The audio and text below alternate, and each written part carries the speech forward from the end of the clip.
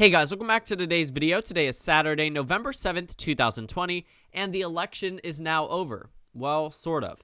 Yes, Joe Biden has been projected the election winner. He is now President-elect Biden. You'll still probably hear me refer to him as Joe Biden just because I still have not gotten used to saying President-elect Biden. I will be using that within the next few months. So, looking at Joe Biden's current victory, yes, he is at 290 electoral votes to Donald Trump's 214. But you're thinking, Ethan, this doesn't add up to 538. Well, that's because we don't have projections in Georgia, North Carolina, or Alaska. I think together, these states would combine up to being 34 electoral votes. It's really interesting. I mean, we are seeing the beginning of the end for the Trump campaign and for his White House. And when we're looking at these states that have been projected already, not much was wrong.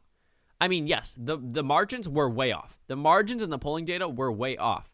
But the poll suggested that Biden would win the states of Pennsylvania, Michigan, and Wisconsin, and he did, and Arizona, which he did. And I'm not here to defend the polls whatsoever. I am not here to defend them. I'm not going to tell you that they were right when they were so clearly wrong in terms of statewide margins. But if you had thought about this election night, would you have thought that Biden would be on the verge of winning Georgia? That he would have been, declared the winner? I mean, Trump was up 16 points in Pennsylvania by the time I went to sleep on election night. And 5 days later, Donald Trump and Joe Biden, right now it looks as if Joe Biden has won the presidency. Now, Donald Trump has already said that he has won the election, meaning he is not going to accept these election results. He very well could. He has the opportunity to do so. But at the end of the day, come January 2021, we will have a new president of the United States. It doesn't matter. No, there is no proof of voter fraud, and no, the courts are not going to do anything. Trump and his supporters, their last hope would technically be through the courts, but realistically, that just isn't going to happen. Joe Biden will be the next president of the United States of America, whether you like it or not. And I'm saying that because that was a statement said by the Trump campaign 4 years ago. And while Rick Santorum can say as much as he wants about how people should, yes, people do deserve time to reflect on a loss, an election loss that was clearly very important to them. But I do also want to point out that, this election is drawn on 5 days, and Donald Trump refuses to accept the results of the election. So right now, people have every right to remind President Trump at least that this election is over and that Joe Biden has been elected, because I don't think that it's fair to the American people, those 70 million plus Americans that have voted for Donald Trump, to say that Donald Trump has won the election. For him to declare himself the victor is very confusing and blatantly false, because Donald Trump has not won. Joe Biden has flipped 4 states so far. He's on track to flip 5. The states of Arizona, Wisconsin, Michigan, and Pennsylvania. These 4 states have been flipped. Arizona is very close, but Biden is in the lead. In Pennsylvania, Biden has taken the lead. In Michigan, Biden has, a single-digit lead, and in Wisconsin, Biden has the lead. These 4 states have flipped from where they were in 2016, and that's enough to put Joe Biden over the top.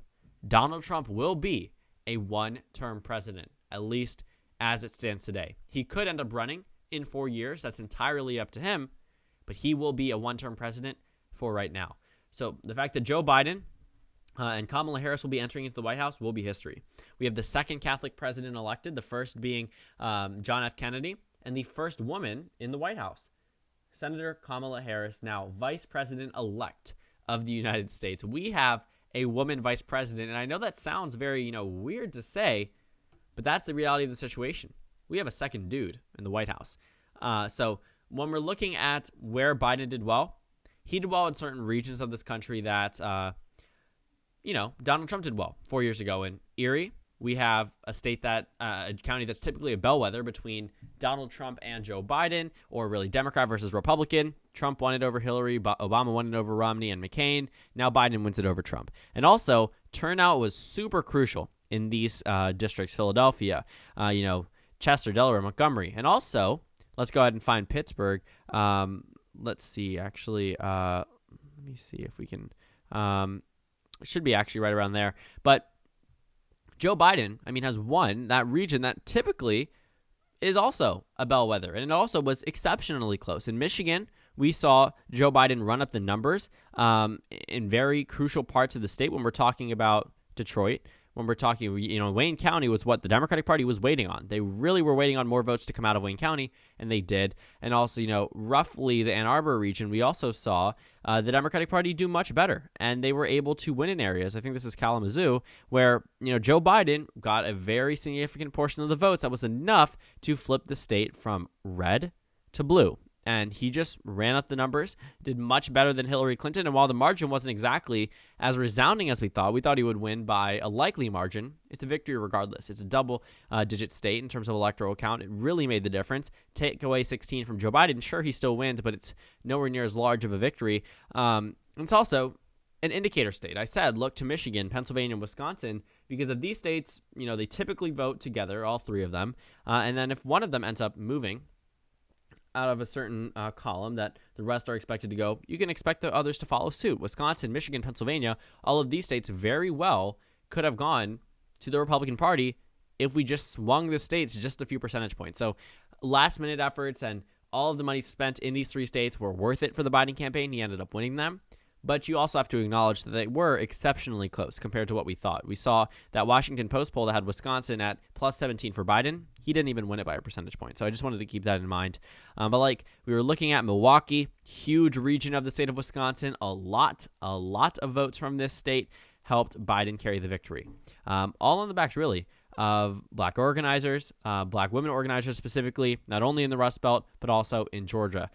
Arizona actually kind of broke from what we saw the rest of the country go. The entire minority community across this country, whether we're talking about Latino voters or black voters or Asian voters, Joe Biden was either on par or did worse than Hillary Clinton. The reason why Joe Biden won the presidency was because he was able to tap into those suburban women voters, those college-educated suburban women voters, which in itself may seem as if, this is a group that I'm narrowing down to probably single-digit percents in terms of who this applies to. But that's ultimately what ends up changing elections. There's a reason why, in Maricopa County, Joe Biden is on track to win that county. That state typically determines the statewide winner. When you're looking at Arizona and you're talking about a state that Trump won by 4 points in 2016, being called before the Rust Belt, really, I find that interesting. And Arizona is not going to change. It doesn't matter really what we see. There aren't enough outstanding votes with the current percentages that we're seeing in terms of Donald Trump support for Arizona to be overturned, number one.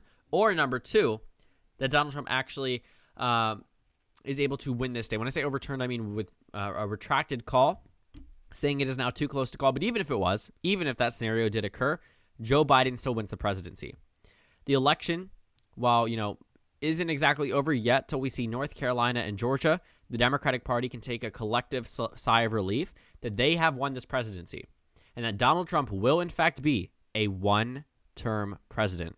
In the Senate races, the Democratic Party didn't fare as well as they'd like. They lost numerous competitive races: Kansas, Montana, Iowa, South Carolina, Alabama, Maine, all winnable races, probably Alaska, 7 of which are going to end up going to the GOP, 8 of which, if you include North Carolina. So the only hope for Democrats at this point, I would say, is Georgia's regular election and Georgia's Senate special election. Raphael Warnock, I think he will win, but it is also very possible that David Perdue wins along with Raphael Warnock, which would end up being a Republican majority in the Senate. The Republicans would have 51. The Democrats would have 49. While that would be a net gain of the Democrats for the Democrats plus 2, 2022 probably won't bode that much good news for them. But keep in mind that the midterms are always weird. In 2018, the Republicans gained seats in the Senate, so never count anything out. But I just want to say that the Democratic Party could have done better in the Senate, but this election still is far from over in terms of the Senate election, in terms of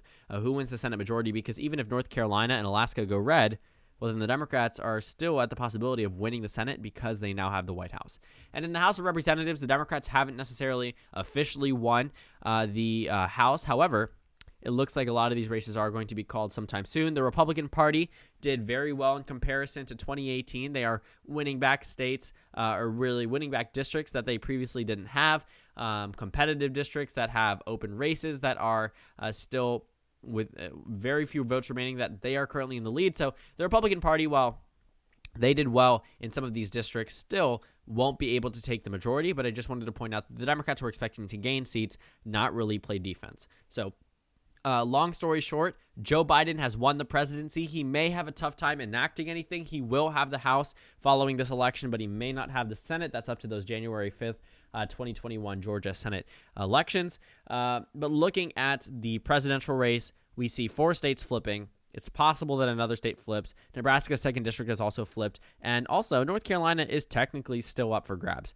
So, all in all, Joe Biden has won the presidency of the United States. He will go on to be the 46th president of the United States. Donald Trump has considered running for president in 2024, as we've seen from very early reports, to say the least.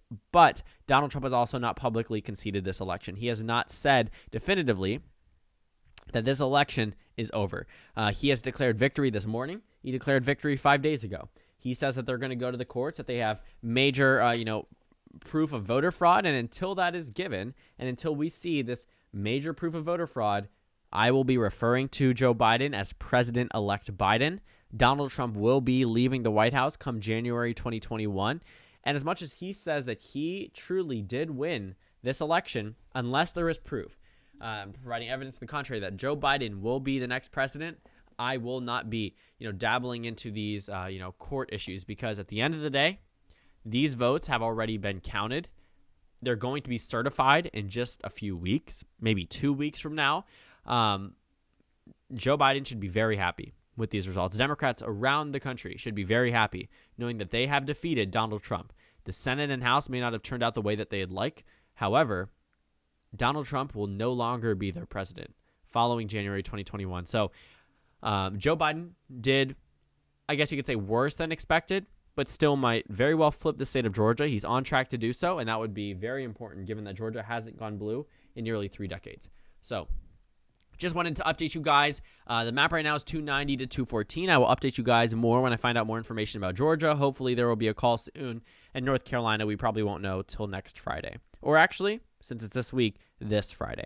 So thank you guys so much for watching this video. Make sure to comment down suggestions below. Subscribe on the left if you haven't already, and check out the Instagram and Twitter. At the bottom of the left, at the bottom of your screen, you can go ahead and check out the Discord server. On the screen, there's a video you can watch, and then a playlist for my 2020 post-election analysis videos if you want to see how the race looked just a few days ago. Again, thank you guys so much for watching, and I will see you all later today.